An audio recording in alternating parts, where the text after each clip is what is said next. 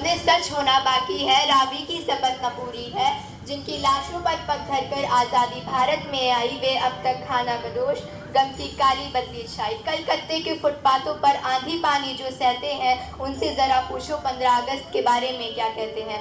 सुप्रभात आदरणीय प्रधानाचार्य महोदय, सम्मानित शिक्षक गण में और मेरे प्रिय साथियों। मेरा नाम सारिका सिंह, मैं कक्षा 9 की छात्रा आप सभी के समक्ष स्वतंत्रता दिवस पर इस शुभ अवसर पर अपने कुछ विचार प्रकट करना चाहती हूँ।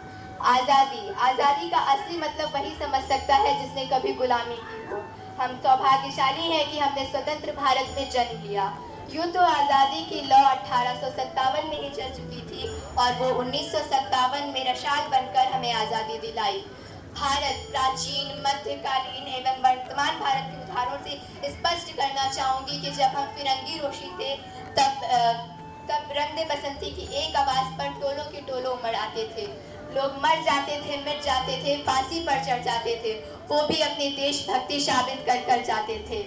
आज़ादी तो मिली, पर क्या ये काफी है? करेंसी पर गांधी की फोटो, लाल किले पर तिरंगा। करेंसी पर गांधी की फोटो, लाल किले पर तिरंगा। सड़क पर भारत माता की जय और स्कूलों में विंध्य हिमाचल यमुना गंगा। क्या इतनी सी आज़ादी काफ़ी है? क्या सिर्फ इतनी सी आज़ादी के लिए जनेऊधारी कंपनी अकेले ब्रिटिश से लड़ गया? क्या सिर्फ इतनी सी आज़ादी के लिए 23 साल का सरदार रंग दे बसंती गाकर फांसी पे चढ़ गया? क्योंकि क्या 1.5 गज कपड़ों के लिए ही नेताजी ने हिटलर को आंखें दिखाई थी? बहुत बार लिए वीर गाथाओं पर अब जागना पड़ेगा। We the people of India का पन्ना पढ़ना पड़ेगा और जानना पड़ेगा कि जहां आज़ादी का मतलब सिर्फ फ्रीडम लिखा है, वो सब व्यर्थ है। आज़ादी वो है जो ना सपनों की दरखत पलने से डरे और ना टूटी हुई चप्पल डिजाइनर जूतों के साथ चलने से डरे। आज़ादी वो है झुके हुए सरों का मुकद्दर बदल जाए, खोलियों के दिल से हो हवेलियों का डर निकल जाए। आज़ादी वो है जब घर की बेटियां बिना डरे बाहर घर से निकल पाएं। 62, 65, 71 के युद्धों में अपना सुहाग खो देने वाली और जब के हालत हो जाए कि प्यार भी भरपूर गया, मांग का सिंदूर गया। प्यार भी भरपूर गया, मांग का सिंदूर गया। नन्हे ननिहालों की लंगोटियां चली गईं, छोटी छोटी बेटियों की चोटियां चली गईं। बाप की कमाई गई, भाई की पढ़ाई गई, पूरे जिसकी बेटियां चली गई। लेकिन तब भी एक माँ अपने बेटे को सरहद पर गोली खाने के लिए भेज देती है।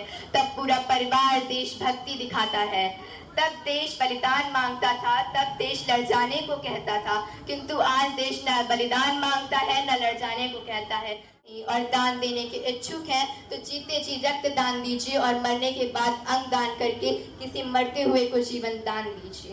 अंत में मैं यही कहना चाहूंगी कि आवाज़ों में जोश रखिए, दिल में देश रखिए और कदम हमेशा भारत की तरक्की के लिए रखिए, क्योंकि हम इस देश के नागरिक हैं जहां तिरंगा आसमानों में नहीं दिलों में फहराया जाता है। जय हिंद, जय भारत, धन्यवाद।